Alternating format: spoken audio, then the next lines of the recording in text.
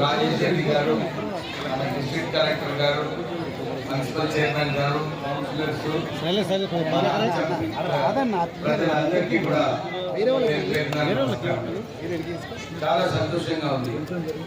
ఇంత చక్కటి municipal building మన ఎమ్మెల్యే గారు రాష్ట్ర ప్రభుత్వం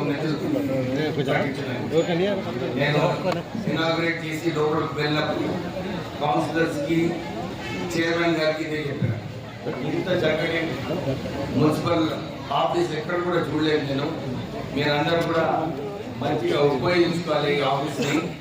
తర్వాత 20 వార్డులు ఉన్నాయి. వార్డ్ కౌన్సిలర్స్ అందరితో కూడా కలవడం జరిగింది. ఇచ్చిన ప్రత్యేకంగా వార్డులో ప్రజలందరూ కూడా ఎదురు చూస్తున్నారు. మా దగ్గర సరిగా నీళ్ళు వస్తున్నాయా లేవా, మిషన్ వగైతే నీళ్ళది మెయిన్ ఇష్యూ వాటర్లో. దాంతోపాటు నాలీలు, సీసీ రోడ్స్, చెత్త తీసేయడము, ఇవన్నీ కూడా కౌన్సిలర్స్కి చాలా ముఖ్యమైన విషయాలు. అందరం కూడా కలుసుకొని ఈ అచ్చంపేట్ మున్సిపాలిటీని టాప్ మున్సిపాలిటీగా చేయాలని చెప్పి వాళ్ళందరినీ కూడా మేము సూచన ఇవ్వడం జరిగింది. రాష్ట్ర ప్రభుత్వం కూడా ఈ రాష్ట్రానికి అప్పుల రాష్ట్రం చేసినప్పటికీ కూడా రేవంత్ రెడ్డి గారు నిధులు తీసుకొచ్చి అభివృద్ధి చేయాలని చెప్పి అనేకమైన సంక్షేమ కార్యక్రమాలు ఆల్రెడీ చేయడం జరిగింది. గ్యారంటీ కార్డుతో పాటు సన్న బియ్యము, కొత్త రేషన్ కార్డులు, రైతు భరోసా, ప్రత్యేకంగా ఇందిరమ్మ ఇల్లులు చాలా అన్ని కాన్స్టిట్యున్సీలో 3500 ఇందిరమ్మ ఇల్లు ఇవ్వడం జరిగింది.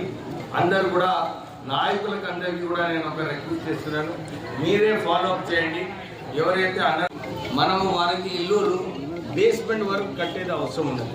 ఎందుకంటే మా చాలా చోట్ల నేను మెదక్ ఇన్ఛార్జ్ ఉన్నాను, చాలా మటుకు ప్రజలందరూ కూడా బేస్మెంట్ వరకు కట్టుకోవడం జరిగింది.